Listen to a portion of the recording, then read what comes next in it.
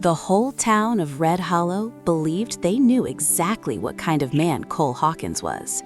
He was the biggest rancher in 3 counties, broad-shouldered, silent, steady as an oak tree in a storm. Men respected him, women admired him from a distance, and everyone agreed on one thing: Cole Hawkins was not a man to be toyed with, especially not by someone like Clara Bennett. Clara had arrived in Red Hollow with nothing but a single trunk, a stubborn chin, and a reputation for speaking her mind. She had inherited her late uncle's small, struggling ranch on the edge of Cole's sprawling land. Most people expected her to sell within a month. She didn't. Instead, she rode into town on her second day wearing trousers dusted with trail dirt, boots scuffed from real work, and eyes blazing with determination. She hired no foreman, she mended her own fences, she learned to rope cattle with blistered palms and aching shoulders. And she argued with Cole Hawkins every chance she got. Their first fight happened over water rights. "You're diverting the stream," she accused, standing in front of him at the town meeting, hands planted on her hips. Cole barely blinked. "It's been that way 20 years. "Well, I've been here 3 days, and I already know it's wrong." The men around them chuckled nervously. No one spoke to Cole like that. He stepped closer, not threatening, just solid, immovable. "You don't understand how things work here." Clara lifted her chin. "Then maybe things need to change." The room fell silent. For a moment, something flickered in Cole's dark eyes. Not anger, not amusement. Interest. From that day on, their clashes became a regular occurrence. At the general store, at the watering trough, on the dusty road dividing their lands. But beneath the sharp words and stubborn stares, something else simmered. It started small. A glance held half a second too long. A moment when Clara slipped while trying to mount her horse, and Cole's large hand steadied her waist, brief, firm, then gone too quickly. "You should be careful," he muttered, stepping back as if burned. "I can take care of myself," she shot back, though her pulse had jumped where his fingers touched. He gave her a long look. "That's what I'm afraid of." She didn't understand what he meant. Not yet. Summer in Red Hollow was merciless. The sun beat down without apology, and work stretched from dawn until long after dusk. Clara refused to fall behind, even when exhaustion clawed at her muscles. One evening, as a storm rolled in over the plains, she found herself stranded near the far fence line. The sky split open with thunder, rain pouring in sheets so thick she could barely see her own hands. Her horse panicked. She hit the ground hard. By the time she managed to calm the animal, she was soaked, muddy, and limping. That's when she saw him. Cole rode toward her through the rain like something carved from the storm itself. "You shouldn't be out here alone," he called over the wind. "I didn't ask for a rescue," she replied, though relief flooded her chest. He dismounted and came to her side without another word. His hands were warm and certain as they checked her ankle. "It's not broken," he said quietly, "but you won't make it back riding alone." "I will." Clara. The way he said her name made her breath catch. Low, rough, almost pleading. He looked at her for a long moment, rain streaking down his face, dark hair plastered against his forehead. "You don't have to prove yourself every minute of every day." She swallowed. "Maybe I do." Something shifted between them then, something raw and unguarded. He helped her onto his horse, his body close behind hers as they rode toward his ranch, the nearest shelter. The heat of him through the soaked fabric made her acutely aware of every inch separating them. Or rather, not separating them. Inside his barn, thunder rattled the beams overhead. Lantern lights flickered, casting long shadows across hay and wood. He helped her down carefully. "You can wait out the storm here," he said, stepping back as if distance was necessary. She studied him. "You're always pulling away," she said softly. His jaw tightened. "You don't know what you're talking about." "Then explain it." Silence stretched between them, thick as the humid air. Finally, he exhaled slowly. "You're fire, Clara. Bright, wild. You don't bend for anyone. And I'm not a gentleman." The words hung heavy. She stepped closer.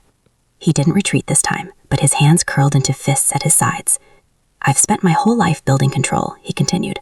"On this land, on myself." "You think I want gentle?" she asked quietly. His eyes darkened. "You don't know what you're asking for." She reached up, fingers brushing the front of his rain-soaked shirt. The contact was small, but it sent a visible shudder through him. He caught her wrist, not harshly, but firmly. "I'm too big for you," he warned, voice rough as gravel, "in every way." Her heart pounded so loudly she was sure he could hear it. Instead of stepping back, she moved closer. She pressed her palm flat against his chest, feeling the steady, powerful beat beneath. "Try me anyway," she whispered. The barn seemed to hold its breath. For a moment, Cole looked torn between restraint and something far more primal. His hands hovered near her waist as if he were fighting himself. "You don't know what you do to me," he murmured. "Then show me." It wasn't a challenge. It was an invitation. He cupped her face with surprising gentleness, thumb brushing along her cheekbone as though committing the shape of her to memory. His other arm wrapped around her waist, drawing her against him. She felt small against his frame, but not fragile. Safe. The kiss, when it came, was not reckless. It was slow, testing, deepening as her hands slid up her shoulders, fingers tangling in his damp hair.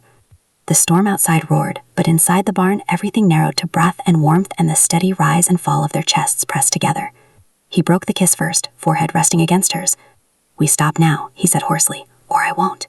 She looked up at him, eyes shining in lantern light. "I'm not afraid of you." His thumb brushed her lower lip. "That's what scares me." But he didn't let her go. Instead, he lifted her, effortlessly, and set her atop a stack of hay bales, stepping between her knees. She felt the strength in every movement, the careful control he maintained even now. "You're sure?" he asked, voice softer than she'd ever heard.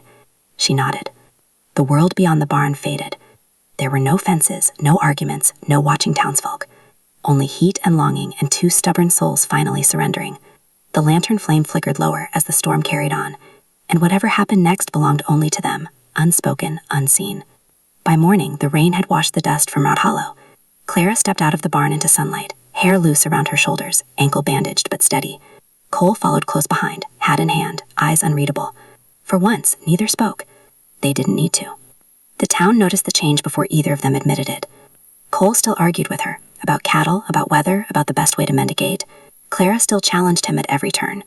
But now when their hands brushed, they lingered. When they stood side by side at the saloon, the space between them felt charged, intimate. And when someone muttered that Clara wouldn't last the year on her ranch, Cole was the first to respond. "She's not going anywhere." Clara raised an eyebrow at him later. "You sound awfully certain." He met her gaze without hesitation. "I am." The stream dispute was settled within weeks. Cole personally helped redirect part of the flow to her land. "You didn't have to do that," she said as they worked shoulder to shoulder. "Yes, I did." "Why?" He leaned on his shovel, studying her in the sunlight. "Because I don't want you fighting alone." The words struck deeper than any grand declaration. Clara had spent her life proving she could stand on her own. But standing beside someone? That was different. That was choice. Autumn crept over the plains in shades of gold and amber. The ranches flourished, the air turned crisp. And one evening, as they rode along the boundary line that had once divided them, Clara slowed her horse. "You were wrong about one thing," she said. Cole glanced at her. "That happens rarely." She smiled. "You said you were too big for me." He arched a brow. She guided her horse closer to him. "I think we fit just fine." For a long moment, he simply looked at her, at the fierce light in her eyes, at the strength she carried like armor, at the tenderness she revealed only when she chose to. Then he reached across the space between them and took her hand. "You don't bend."